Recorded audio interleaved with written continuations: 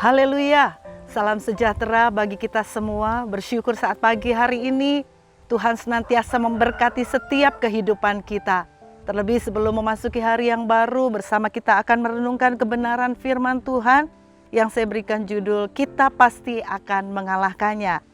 Bersama kita akan membaca di dalam Bilangan pasal yang ke-13 ayat 30. Di sana dikatakan, kemudian Kaleb mencoba menenteramkan hati bangsa itu di hadapan Musa, katanya, "Tidak, kita akan maju dan menduduki negeri itu, sebab kita pasti akan mengalahkannya."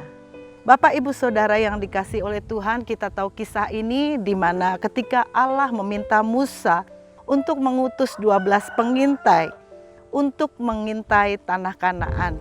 Dan akhirnya Musa mengerjakan perintah itu, dan kita tahu kisah ini di mana ke-12 pengintai ini sama-sama melihat Kanaan. Setelah 40 hari mereka mengintai, mereka sama-sama memberikan laporan dan tentang apa yang mereka lihat akan apa keadaan kota Kanaan. Memang betul, Kanaan adalah negeri yang diberkati Tuhan, negeri yang berlimpah-limpah susu dan madunya.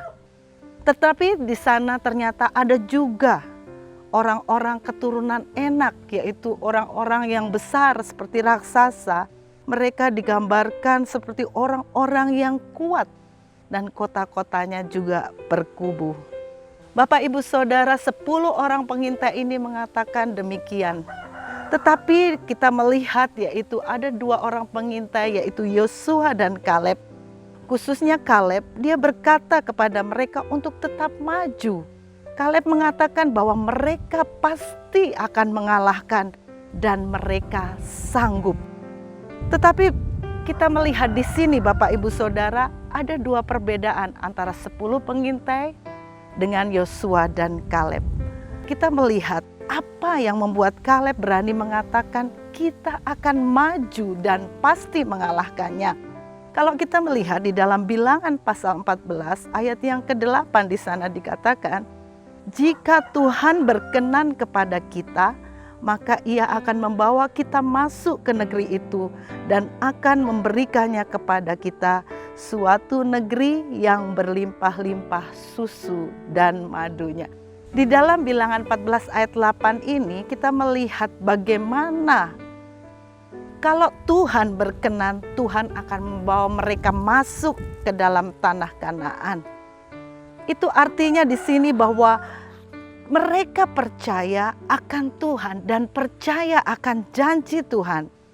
Dan kalau kita melihat juga atau menghubungkan dalam Keluaran pasal 3 ayat 8, di situ dikatakan, sebab itu aku telah turun untuk melepaskan mereka dari tangan orang Mesir dan menuntun mereka keluar dari negeri itu ke suatu negeri yang baik dan luas, suatu negeri yang berlimpah-limpah susu dan madunya, ke tempat orang Kanaan, orang Het, orang Amori, dan orang Feris, orang Hewi, dan orang Yebus. Di situ kita lihat bagaimana Tuhan sudah berfirman kepada Musa bahwa Tuhan akan melepaskan mereka dari tangan orang Mesir. Tuhan menuntun mereka keluar dari negeri itu untuk masuk ke negeri yang berlimpah susu dan madunya, yaitu negeri Kanaan. Di sini kita melihat ada janji Tuhan, penyertaan Tuhan kepada Musa. Dan yang menarik di sini bahwa Tuhan sendiri sudah tahu bahwa di situ di negeri Kanaan itu ada orang Het, orang Amori, orang Feris, orang Hewi, dan orang Yebus. Di sini kita melihat, Bapak, Ibu, Saudara, Tuhan sudah lebih tahu apa yang akan mereka hadapi. Tuhan lebih tahu apa yang akan dihadapi oleh orang-orang Israel. Oleh sebab itu, mari Bapak, Ibu, Saudara, pagi hari ini di sini kita melihat biarlah apa yang menjadi kerinduan Tuhan. Bagian kita sebagai orang percaya, Tuhan mau untuk kita tetap percaya. Apa yang belum kita lihat, apa yang belum kita dengar, apa yang tidak pernah timbul dalam hati, itu yang Tuhan berikan buat kita. Satu hal yang Tuhan mau yaitu kita tetap percaya. Dan pagi hari ini, Bapak, Ibu, Saudara, apapun yang sedang kita hadapi, apapun yang sedang kita alami, Tuhan itu lebih tahu. Dan Tuhan berjanji bahwa Tuhan akan menolong kita. Tuhan ingin melepaskan kita dari setiap apapun beban persoalan yang sedang kita hadapi. Tugas kita hanyalah untuk kita tetap percaya, tetap melangkah bersama dengan Tuhan. Dan kita tetap percaya bahwa janjinya itu ya dan amin. Janjinya itu tidak berubah, janjinya kekal. Dan janji Tuhan itu pasti dikenapi dalam kehidupan kita. Ketika kita berjalan bersama dengan Tuhan, apapun yang menjadi tantangan, masalah yang seringkali membuat kita kehilangan semangat. Tetapi kalau kita bisa bersemangat dan terus maju, karena kita percaya kita punya Allah yang besar, Dia adalah Allah yang selalu menggenapi janjinya. Mari Bapak Ibu Saudara, biarlah pagi hari ini di ayat yang terakhir kita akan melihat juga di dalam Yosua pasal 23 ayat yang ke-14. Maka sekarang sebentar lagi aku akan menempuh jalan segala yang fana.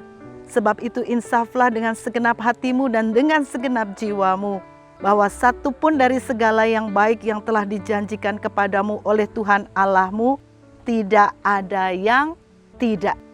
Di sini janji Tuhan adalah ya dan amin. Apa yang telah Tuhan janjikan itu pasti terjadi dalam hidup kita.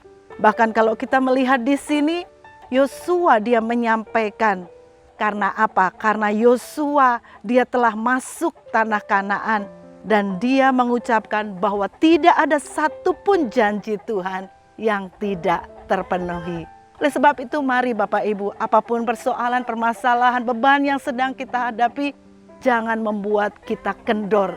Jangan kita kehilangan kepercayaan, jangan kita kehilangan pengharapan. Tapi mari kita mau tetap semangat, kita mau tetap percaya. Dia adalah Allah yang besar, Allah yang sanggup menggenapi janjinya dalam setiap kehidupan kita. Amin. Mari kita berdoa. Terima kasih Bapa di surga, kami bersyukur firman-Mu boleh datang di dalam kehidupan kami.